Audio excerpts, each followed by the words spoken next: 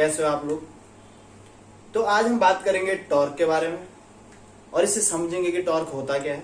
सबसे पहले हम प्रिंसिपल को समझ लेते हैं कि एक्चुअल जो प्रिंसिपल होता है वो किस प्रकार से कार्य करता है।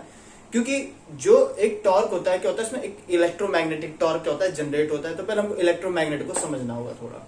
तो देखो समझेंगे हम इसे कि जब किसी क्या होता है, ये हमने प्रिंसिपल में भी पढ़ा है कि जब किसी धारावाही चालक को किसी मैग्नेटिक फील्ड में रखा जाता है तो क्या होता है, उस पर एक फोर्स कार्य करता है और जिसकी डायरेक्शन हम लेफ्ट हैंड रूल द्वारा मतलब जो हम फ्लेमिंग का लेफ्ट हैंड रूल होता है उसके द्वारा क्या की जाती है, उसकी डायरेक्शन फाइंड की जाती है फोर्स की। ठीक है, अब हम बात करेंगे फोर्स। तो हमको पता है कि उसमें क्या करता है, फोर्स कार्य करता है। लेकिन हमारा जो टॉपिक है वो क्या है, टॉर्क। क्या है टॉर्क, कि टॉर्क क्या होता है।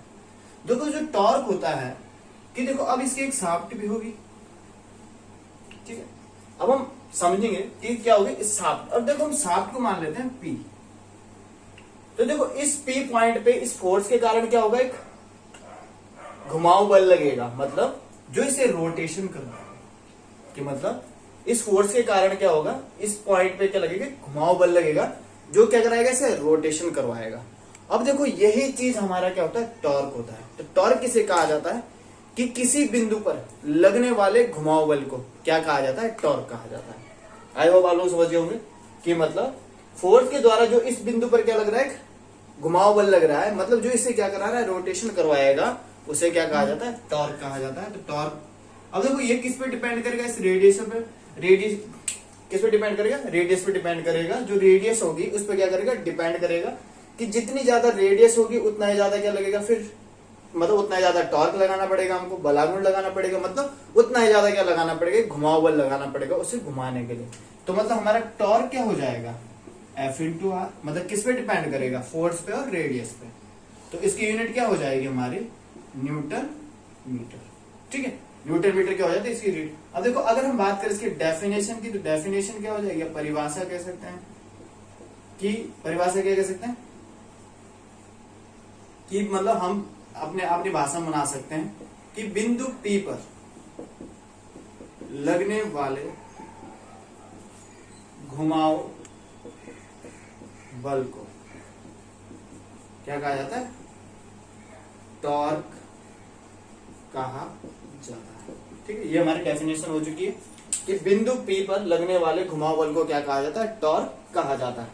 अब देखो जब ये गति करेगा, अब देखो इसने क्या की, गति की, मतलब यहां से लेकर यहां तक इसने क्या किया, गति की। अब देखो जब ये गति करेगा तो कुछ ना कुछ क्या करेगा, डिस्टेंस भी कवर करेगा। अब देखो अगर मान लेते हैं इस पॉइंट को हम मान लेते हैं O, तो यहां से लेकर अगर यहां तक क्या होता है, ये घूमता है गोल और यहाँ पे फिर इस पॉइंट पे आ जाता है रोटेट होके। मतलब ये हमने पी पॉइंट माना है, यहां से स्टार्ट हो, ये फिर से रोटेट मान लो, तो ये यहाँ से रोटेट होके फिर यहीं पे वापस आ जाता है। तो मतलब यहां से यहां तक जाने में से कितना वो लग रहा है। तो अगर हम बात करेंगे तो ये क्या होगी, यहाँ की परिधि। अगर हम परिधि की बात कर लेते हैं इसकी, तो परिधि कितनी हो जाएगी, 2 पाई आर। अब देखो परिधि की बात क्यों की हमने, क्योंकि देखो जब कोई भी चीज क्या करती है, जब उस पर कोई भी फोर्स कार्य करता है और उसके द्वारा कुछ ना कुछ डिस्टेंस कवर की जाती है, तो उसके द्वारा क्या किया जाता है, उस वस्तु के द्वारा कुछ ना कुछ कार्य किया जाता है। अब देखो ये हमारा क्या है, एक्चुअली हमारी शाफ्ट है और ये क्या है, हमारा रोटर है। तो रोटर जब क्या करेगा, गति करेगा, कुछ ना कुछ डिस्टेंस कवर करेगा, तो उसके द्वारा कुछ ना कुछ कार्य किया जाता है। अब देखो कार्य बराबर क्या होता है, कार्य बराबर होता है, ठीक है, कार्य क्या होता है, कार्य बराबर होता है बल गुणा विस्थापन। कार्य बराबर क्या होता है, बल गुणा विस्थापन। मतलब F इंटू, अब देखो विस्थापन कितना होगा, जितनी इसकी परिधि होगी, तो परिधि क्या हो जाएगी, 2 पाई आर। तो ये हमारा क्या हो जाता है, कार्य। अब मान लेते हैं कि इसने क्या प्राप्त किए हैं, n चक्कर। मतलब इसके द्वारा जो चक्रों की संख्या, मतलब जो रेवोल्यूशन की संख्या वो कितनी है, n है। कि मतलब इसने जो चक्कर किए हैं या फिर जो रेवोल्यूशन है उनकी संख्या क्या है, n है। और जो हमारा n है ये क्या है, आरपीएम में, अभी राउंड पर मिनट कहा जाएगा। तो हम कह सकते हैं कि n चक्रों में, हम यही लिख देते हैं, ये हम लिख सकते हैं कि n चक्रों में या n चक्कर में, ठीक है, या n रेवोल्यूशन में, n रेवोल्यूशन में क्या आ गया, कार्य, क्या आ गया, कार्य, क्या आ गया, कार्य, क्या आ गया, कार्य कितना हो जाएगा, n रेवोल्यूशन में क्या आ गया, कार्य क्या होगा, ये हमारा वर्क है। ठीक है, तो वर्क बराबर क्या हो जाएगा, n चक्कर में क्या हो जाएगा, 2 पाई आर इंटू एन। ठीक है, अब देखो यहां पे ये हमारा एफ है 2 पाई आर इंटू एन। तो हम कह सकते हैं ये एफ और आर क्या हो जाएगा, हमारा टॉर्क हो जाएगा। तो ये क्या हो जाएगा टी, या फिर हम इसको यूं लिखें 2 पाई टी इंटू एन। अब देखो जो हमारा मोटर का आउटपुट होता है ये किस में होता है, हॉर्स पावर में होता है, यानी कि बीएचपी में होता है। तो अगर हम बात करें एक बीएचपी बराबर कितना होता है 735.5। तो हम कह सकते हैं अगर हम इसे बीएचपी में कन्वर्ट करते हैं, या फिर आपको यहाँ पे दिखाई नहीं दे रहा तो मैं इधर लिख देता हूँ इस चीज को, ये हमने यहां से यहां पे कर दिया है। तो बीएचपी बराबर क्या हो जाएगा,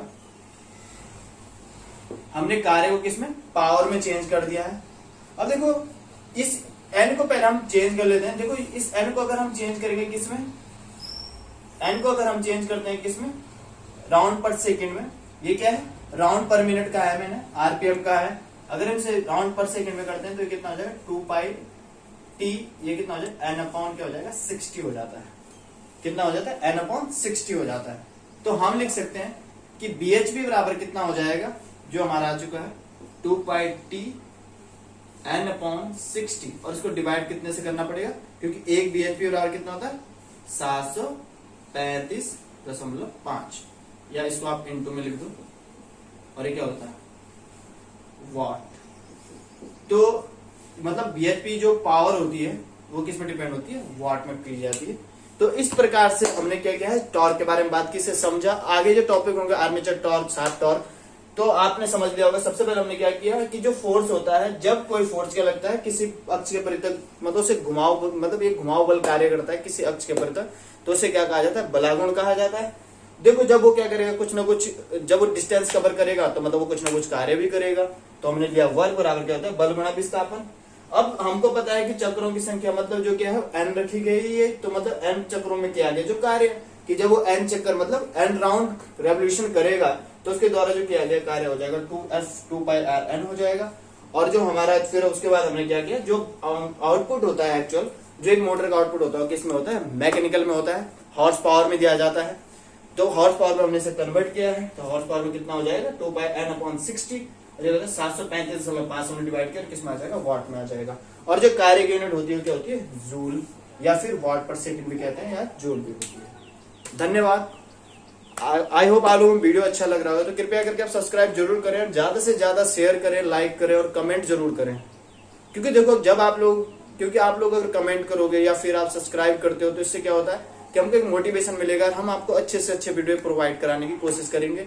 धन्यवाद।